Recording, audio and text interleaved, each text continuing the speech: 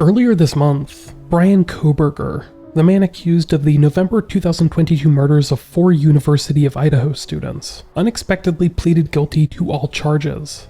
At a July 2nd change of plea hearing, he admitted to the first-degree murders of Kaylee Goncalvez, Madison Mogen, Xana Kernodle, and Ethan Chapin, as well as a related burglary charge. This plea was part of an agreement that spared him the death penalty, instead guaranteeing life imprisonment. Following Kohberger's confession, the judge lifted a months-long gag order that had barred investigators and attorneys from discussing the high-profile case. Law enforcement, now free to speak publicly, emphasized that their focus had always been on securing justice for the victims and bringing closure to the community. Judge Stephen Hippler, who presided over the case, agreed to end the gag order on July 17th, noting that with Kohberger's guilty pleas, concerns about prejudicing a jury were moot. The judge clarified that sealed case documents would be reviewed and unsealed in batches, not all at once. Within days, authorities began releasing investigative records that had been kept under wraps throughout the proceedings. Kohberger's sentencing hearing was held on July 23, 2025 in a Boise courtroom, after a venue change due to the intense publicity. There, Judge Hippler formally sentenced the 30-year-old former criminology PhD student to 4 consecutive life terms in prison without the possibility of parole, plus, of course, an additional 10 years for burglary. This fulfilled the plea deal's terms and ensured that Bryan Kohberger would spend the rest of his life behind bars. In court, Kohberger declined to speak when given a final opportunity, simply saying, "I respectfully decline." He offered no apology or explanation, sitting impassively in an orange jumpsuit as victims' families confronted him. The judge condemned Kohberger as a faceless coward and remarked on his lack of remorse. Judge Hippler reflected that the crimes were unfathomable and senseless, the greatest tragedy for the families, and acknowledged that we may never know why Kohberger committed such evil acts. He cautioned that dwelling on Kohberger's motive only gives the killer the spotlight, attention, and power he appears to crave. The heart of the sentencing hearing was the victim impact statements, which lasted several hours. Family members and the 2 surviving roommates delivered powerful emotional testimonies about the 4 young lives that were cut short. For the first time publicly, one surviving roommate, Dylan Mortensen, spoke about the trauma and the survivor's guilt that she has endured, describing how she now suffers panic attacks and must check her room each night out of fear. The other surviving roommate, Bethany Funk, had a friend read her statement, recalling the horror of discovering the crime scene and the lasting pain it caused. Parents and siblings of the victims addressed Kohberger directly, expressing their grief and anger. Kaylee Goncalvez's father, for example, called Kohberger a complete joke and emphasized that throughout the media frenzy, the families worked to keep the focus on the victims rather than the killer. Mr. Goncalvez underscored that the 4 friends will be remembered for the joy they brought to the world, stating, "All anyone talked about when they talked about this case was Kaylee, Maddie, Xana, and Ethan." Other loved ones shared memories. Madison Mogen's stepfather spoke of how this world was a better place with her in it, and her father tearfully recounted her ambitions and the final Father's Day card she gave him. These statements painted a picture of each victim's vibrant life and the devastating void left by their loss. Many family members also thanked law enforcement and prosecutors for ensuring that justice was served, expressing relief that they brought this case to closure. With the gag order lifted and the case concluded, authorities released hundreds of pages of investigative documents, shedding new light on the crime and the painstaking search for the killer. Police reports confirmed the sheer brutality of the murders themselves. Responding officers described a gruesome scene inside the off-campus house. Walls and floors smeared with blood, and some victims so badly wounded that they were initially unrecognizable. Family members later revealed that Kaylee Goncalvez had been stabbed 34 times, and another victim suffered even more wounds. In fact, investigators say Xana Kernodle fought desperately, sustaining over 50 stab wounds, mostly defensive injuries, indicating a fierce struggle before she succumbed to fatal wounds to her lung and heart. Kernodle's boyfriend, Ethan Chapin, was found nearby. The coroner determined that his fatal injury was a deep stab under the clavicle that severed major blood vessels. On the 3rd floor, Maddie Mogen and Kaylee Goncalvez were discovered together in bed. They too had multiple stab wounds to vital organs, and Kaylee had severe damage to her face and signs of possible asphyxiation, suggesting the killer used brutal force. These horrific details, kept sealed during the court case, shed light on the viciousness of the crime and have only deepened the family's sorrow, with Kaylee's family stating the details are more horrific than we can imagine. Despite the wealth of forensic evidence tying Kohberger to the murders, a clear motive remains elusive. In fact, investigators admit they may never know what drove Bryan Kohberger to attack these students.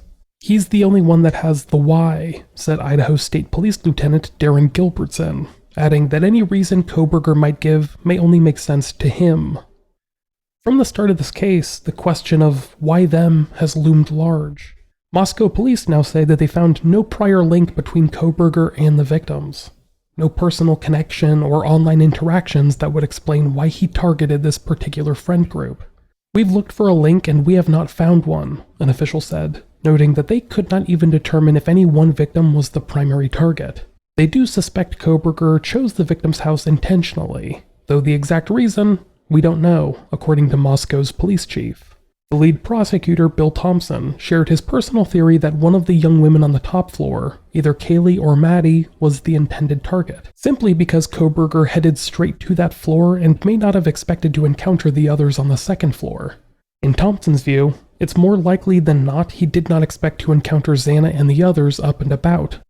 This theory, however, is not backed by any definitive evidence. It remains completely speculative, and Kohberger himself has provided no insight into his motivations.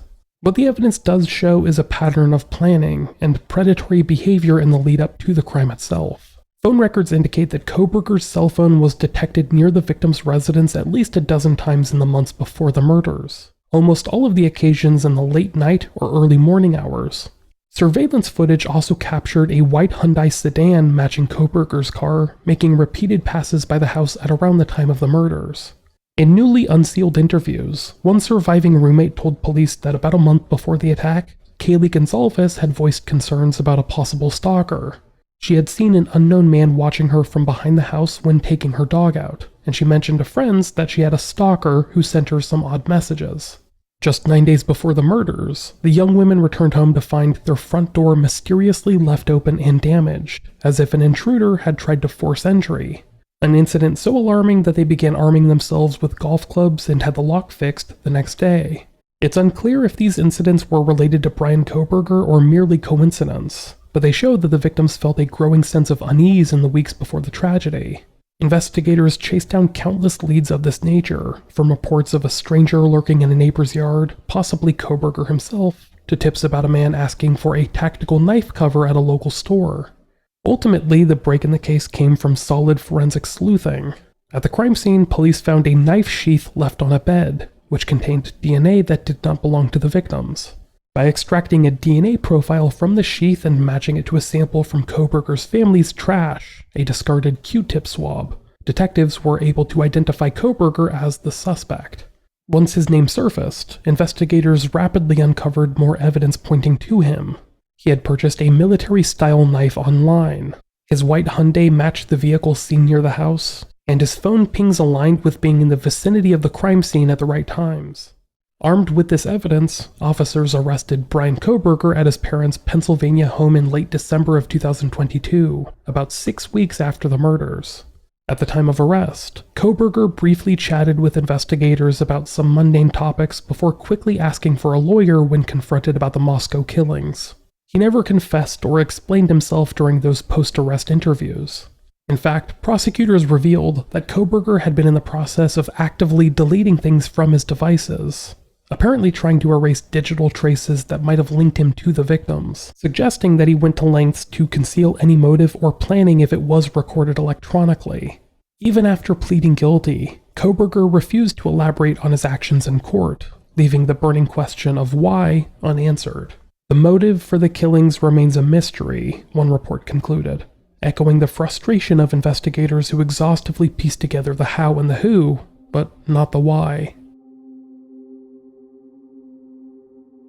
With Bryan Kohberger now condemned to spend his life in prison, the long, painful saga of the Idaho student murders has come to an end. The lifting of the gag order has allowed authorities and the public to finally acknowledge the full scope of what happened and to speak the victims' names freely. At a national level, there was an outpouring of sympathy. Even the White House weighed in, with the press secretary conveying, "Our nation grieves with you" to the victims' families, and vowing that, "We will never forget the precious souls who were lost in this horrific act of evil." In the courtroom and beyond, those 4 beloved students have been at the center of the story.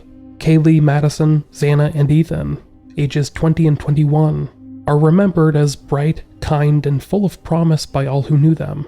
Their families have spoken of birthdays missed, future plans never realized, and the enduring pain of their absence. Yet alongside their grief, there is some solace in knowing that justice has finally been served.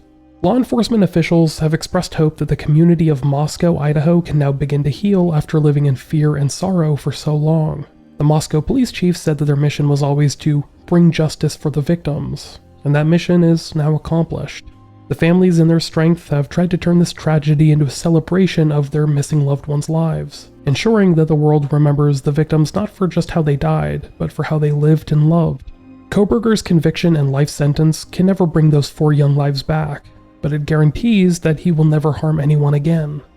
After 3 long years, the quest for answers and accountability has ended, and this story has finally been resolved.